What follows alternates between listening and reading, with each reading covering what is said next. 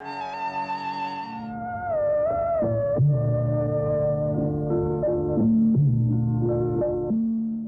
now present Prime Minister Srimati Indira Gandhi's Lok Sabha statement of 4th December 1971, informing of the attack on India by Pakistani forces and proclamation of national emergency. This recording includes speeches by members of Parliament.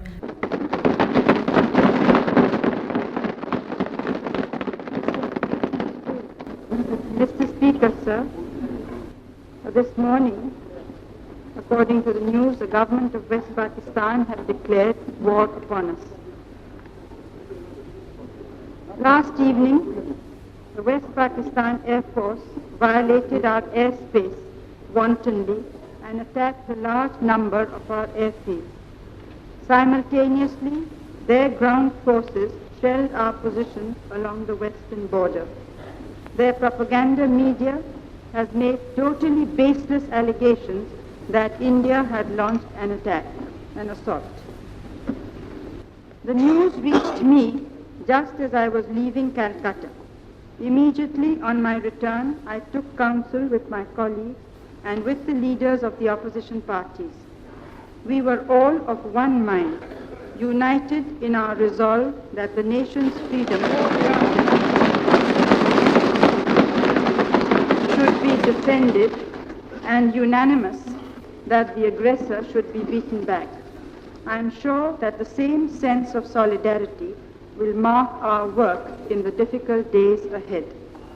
A state of emergency has been proclaimed. We are approaching the House to adopt the Defence of India Bill. Our feeling is one of regret that Pakistan did not desist from the ultimate folly, and sorrow that at a time when the greatest need of this subcontinent is development, the peoples of India and Pakistan have been pushed into war.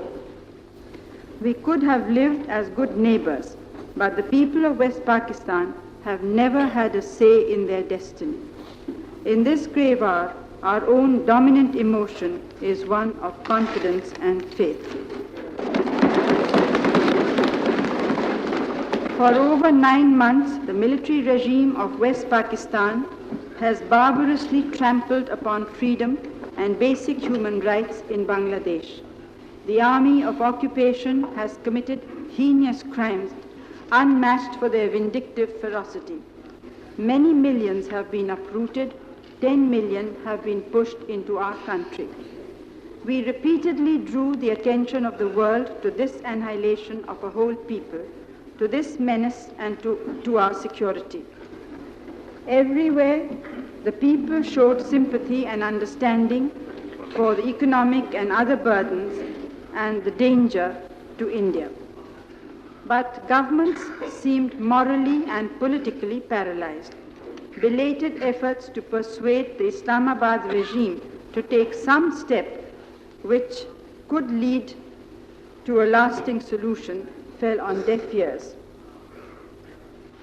The wrath of the West Pakistan Army has been aroused because the people of Bangladesh have stood and struggled for values which the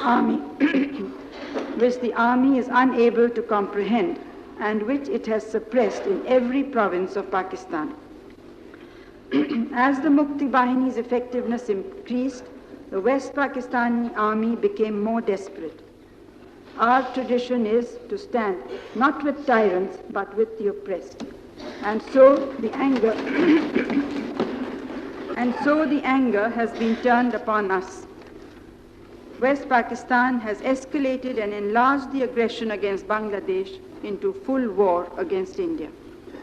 But there is something even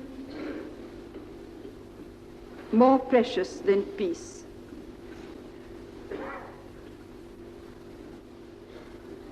War needs as much patience and self-restraint as does peace. Military regime of West Pakistan will go all out to sow suspicion and rumor in the hope of fomenting communal tension and internal trouble. Let us not be taken in by their designs.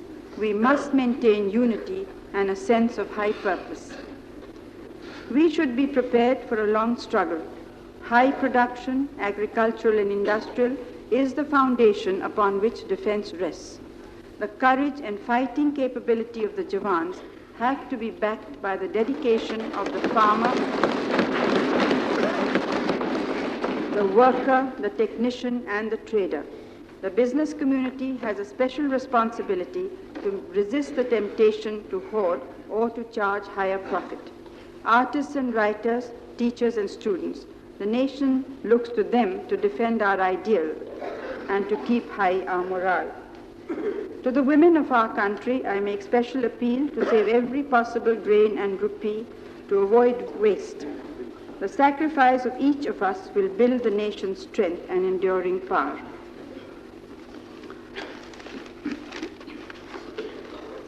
We have stood for peace, but peace itself has to be defended.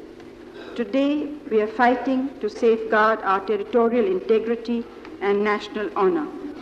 Above all, we are fighting for the ideals we cherish and the cause of peace.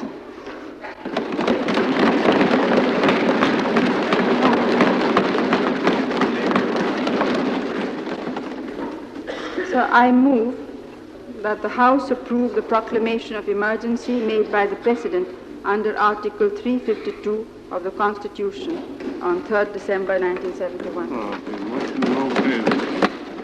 That the proclamation be approved. Yes, Shri A.K. Gopalan. Speaker, sir, while large-scale air raids and shelling on various sectors yesterday and before, the military agenda of Pakistan has confronted this country with a full-fledged war. This has come because of the support of India has given to the liberation struggle of the people of Bangladesh, and our party has always stated that in such a case, such a development, the nation will rally to a man to defeat the military agenda's aggression, because it is essential for the victory of the Bangladesh struggle and also to defeat the game of imperialism in its subcontinent and to strengthen democracy not only in Bangladesh and India but also in Western Pakistan. We reiterate the stand of our party. Sir, we would appeal to the government of India to end all hesitation, resist all pressures, and accord immediate recognition of Bangladesh, because we are fighting for Bangladesh, and today formally we have to recognize Bangladesh.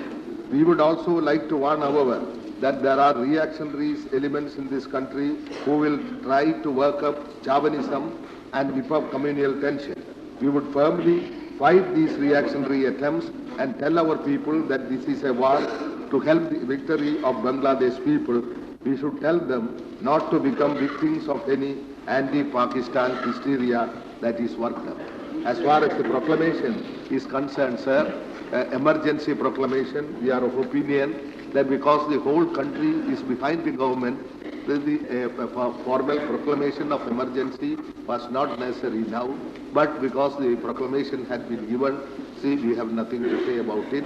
We once were confirmed and say that we will be supporting wholeheartedly the struggle for Bangladesh and against Pakistan. Yes. Shri Indrajit Gupta. Mr. Speaker, on behalf of our party, we pledge our full support, full and utmost support to the supreme task, national task which devolves upon us at this hour of defending our territorial integrity against this treacherous and unscrupulous aggression that has been launched against our country. Sir, since last night, a great and historical mission has fallen to the lot of our armed forces. It is not only to defend our territorial integrity. The enslaved people, the tortured peoples of Bangladesh are looking to us since last night to wield the sword of retributive justice on their behalf. Let that sword be wielded, sir, with courage and determination. At the same time, I would request the government to make it clear beyond any shadow of doubt that we harbor no ambitions of territorial aggrandizement against Pakistan. We have no quarrel with the common people of Pakistan, with whom we have always wanted and hoped that one day we shall be able to live as peaceful and friendly neighbors. Our struggle, sir, is against the military junta of Islamabad, which has brought such indescribable suffering and sorrow to the peoples of Bangladesh. So I would request the government to lose no opportunity in declaring before the world in clear terms what our war aims are, so that communal forces, chauvinistic forces are not allowed to get the upper hand. Also, sir, now the time has come when we must boldly declare our recognition for Bangladesh and the government which represents the people of Bangladesh. I would also say, you are going shortly to pass the Defence of India Bill and frame rules thereunder. This will arm the government with practically omnipotent powers. So in the interests of the country and its defence, the Prime Minister has spoken about maximizing production. We are one with her. The working class will play its part in this. But you must see, with the powers that you will get now and at your command, that the owners of industry, the industrial employers, are not permitted to close down production units and to retrench workers at their own sweet will. You must see to it that over 3,000 industrial units which are lying closed in this country today are made to open and to resume production so that the full capacity of our resources can be brought into play. And just as we are all resolved, sir, to defend our country against aggression, so the government must see to it that the people are defended also in the rear against any unscrupulous profiteers, hoarders or speculators who may try to take advantage out of the abnormal situation with which we are now confronted. Sir, I don't wish to take up more time now. Our thoughts today are primarily with the gallant men of our armed forces and also with the heroes of the Mukti Bahini, but for whose epic resistance during the last 8 months, I think there would have been nothing left of Bangladesh. Had they succumbed, had they surrendered, had they given way, we would have been faced with a very different situation. But hope is alive today, sir, because of the sacrifices that the people of Bangladesh and the Mukti Bahini have undergone, have kept the flame of liberty and revolt alight. And today, when the desperate junta at Islamabad is trying to make its final bid to suppress the people in blood, we should be proud of the fact that history has intertwined our struggle for national defense, intertwined it inextricably today with the struggle of the people of Bangladesh for their liberation. We are living through a period of history today, sir. And let it not be said that we failed at this time. With courage and determination, with resoluteness, we must go ahead. But keeping true to the traditions of our great country, we should make it clear we were always a peace-loving country. We have only gone to war when it has been thrust upon us. We do not wish to annex anybody else's territory. We wish to defend our soil, and we shall help the people of Bangladesh to achieve their liberation so that they may live freely as they wish to live under a government of their own choice. Thank you. So, Mr. Speaker, sir, on behalf of my party DMK, I rise to support the proclamation made now and also express our solidarity with the government. Sir, we did not want war. war is thrust on us, and we take up the challenge and see that our democracy is defended and our territorial rights are also preserved. Sir, if the military regime in Pakistan feels that they can paralyze our government by arms, we on this side, and also the people of Bangladesh, who base their conviction and their entire living on democratic rights, we shall take up the challenge, sir. United we stand, united we shall win. Thank you, sir. Shri Atal Bihari Vajpayee. सभापति जी, हम एक राष्ट्रीय संकट की छाया में एकत्र हुए। पाकिस्तान ने हमारे ऊपर युद्ध थोप दिया है। बांग्लादेश में मुक्ति वाहिनी की निरंतर सफलता से दुनिया का ध्यान हटाने के लिए और इस भूखंड में अंतर्राष्ट्रीय दबाव को आमंत्रित करने के लिए पाकिस्तान ने हमारी सुरक्षा, अखंडता और हमारी स्वाधीनता को चुनौती दी है। ये एक चुनौती भी है और एक महान अवसर भी है। हम अग्नि परीक्षा में से गुजर रहे हैं। कोई कारण नहीं है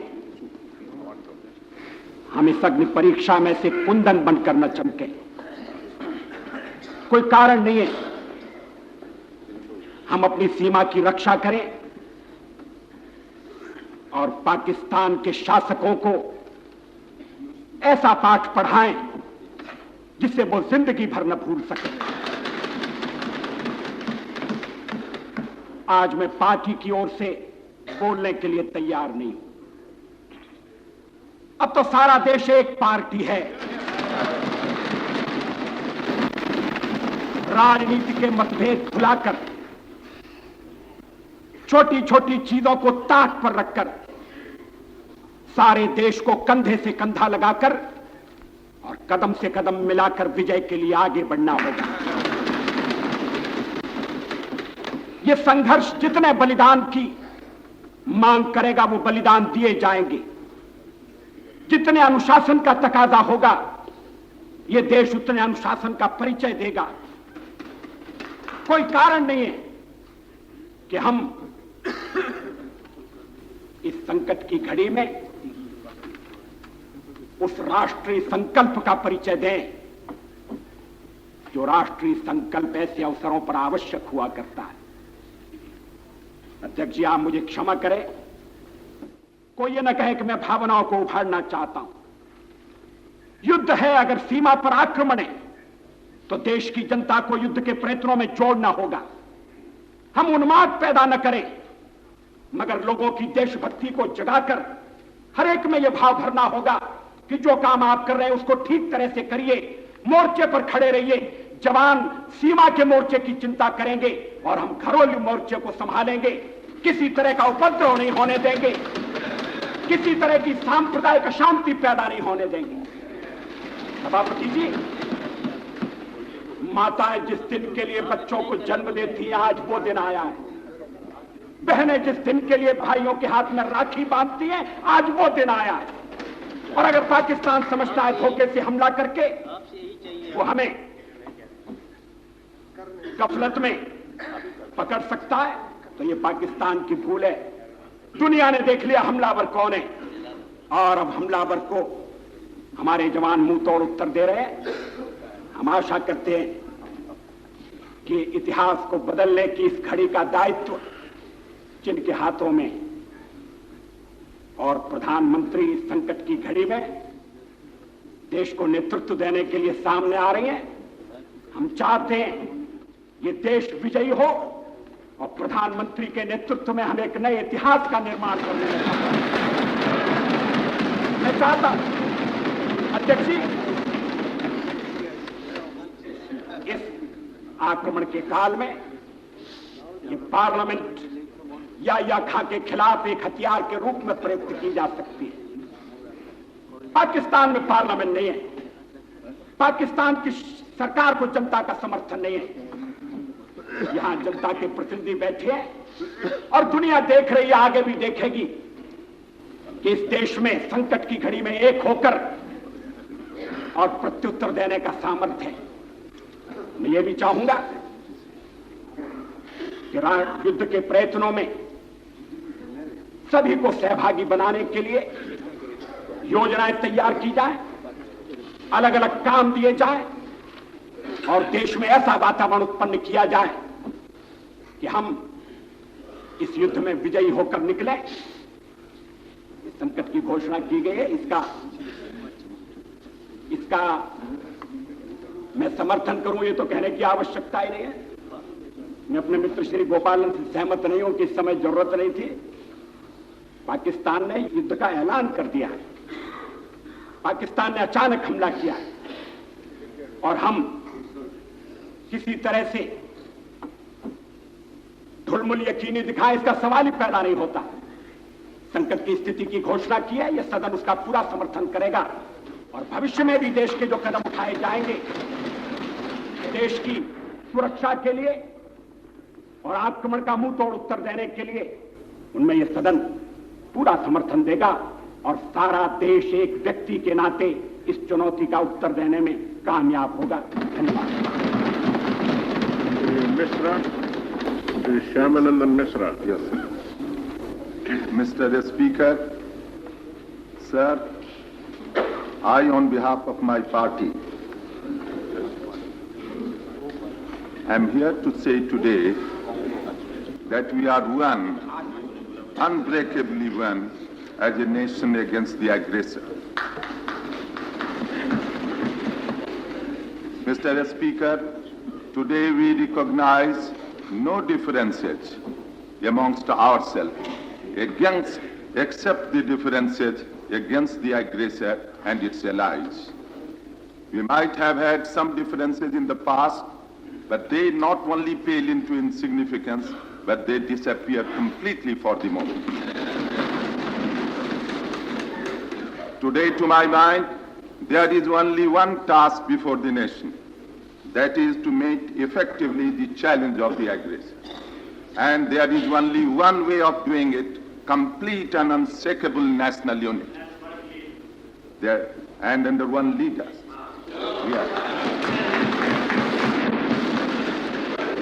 And sir, there is only one way of sustaining and maintaining it, to steer clear of all narrownesses and pettinesses at this moment. Now, Mr. Speaker, this is going to be a cool and calculated war so far as the aggressor is concerned. The aggressor had given us a 10-day notice. I think President Yahya Khan has been as true as his words.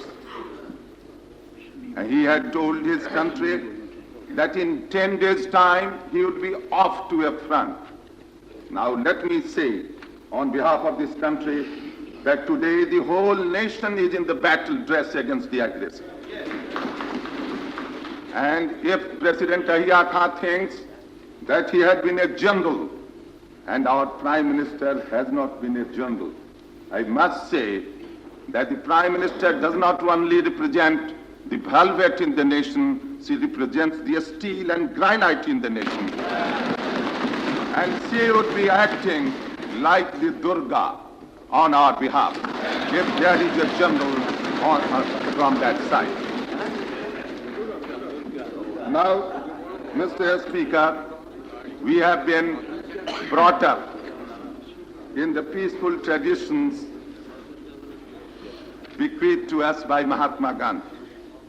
We had never thought that we would be aggressor at any time. We had never conceived our role as an aggressor at any time. But we have been victim of aggression perhaps for the 4th time by Pakistan. All the aggressions in the past, Mr. Speaker, had been repulsed by India. But let me hope that this aggression would be more decisively repulsed so that this aggressor does not have the courage to do it again in future. And let us be also aware that the international community also must be fully ready with the battery of the steps that it might take. Some other important countries too might be ready with many good offices that they might like to offer. Now, with all the full awareness of all this, I have no doubt that our country will face up to this task with determination undiminished by any circumstances. And the government will face up to this task with faith, confidence, and fortitude of which the Prime Minister spoke in her broadcast yesterday.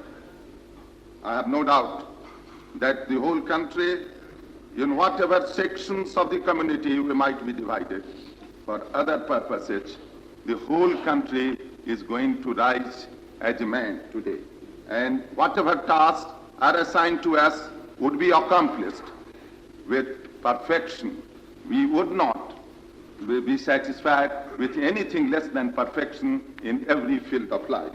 Now, with these words, Mr. Speaker, I assure the government of full support and cooperation on behalf of our party. In fact, it would sound trite, but it is indeed important to emphasize that we are going to do all our best that we can in the effort that would be required to mobilize the country against the aggressor. Thank you. Mr. Frank Anthony. Yes, Mr. Frank Anthony. Mr. Speaker, sir.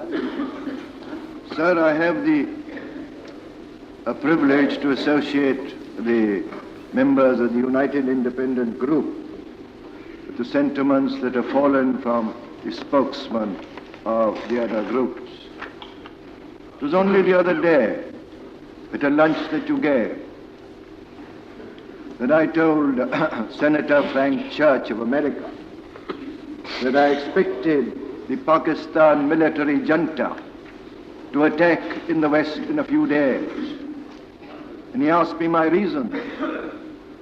And I told him that the unspeakable atrocity of the Islamabad butcher were coming home to roost, and that he must have realized that he and his mercenaries could not hold on in Bangladesh, but that like every military dictator, he had to save face. And he could only save face by attacking us in the West and in the sky. Mr. Speaker, spokesmen and representatives of every party and group in this House have pledged their unwavering, unstinted support to the Prime Minister and the government in this hour of national crisis. But I think we are also at one on this, that this time there must not be another Tashkent. Mr. Speaker, Security Council, governments of leading nations have looked on mutely with almost cynical inhumanity while the Islamabad butcher and his mercenaries were massacring more than 1 million innocent men, women and children, committing mounting aggression against India by driving over 10 million people onto our side. Indeed, some governments seem to have had the temerity to tell us not even to defend our borders, to withdraw our troops, while they were in fact abetting in word and deed this greatest genocide in history. And I believe that but for this abetment of genocide, that even the Islamabad butcher would not have dared to declare a full war on India as he has done. Sir, the world knows the restraint that India has exercised. It knows that the Prime Minister had the capacity and the strength to keep India on a leash for a considerable time in spite of this mounting aggression. Sir, for the nation and indeed for every Indian, this war will be a test of character. It may be a long war. Sacrifice and suffering, as in every war, will be great. But we are fortified in the knowledge that we are fighting an evil military dictatorship whose hands are dripping with innocent blood. And above all, Mr. Speaker, we are fortified in the knowledge that we are fighting not only for our country, but for a supremely worthwhile way of life, for democracy and for secularism to be demonstrated by every Indian, irrespective of caste, creed, or community, standing shoulder to shoulder in order to defeat the blood-drenched militarist madmen of Islamabad.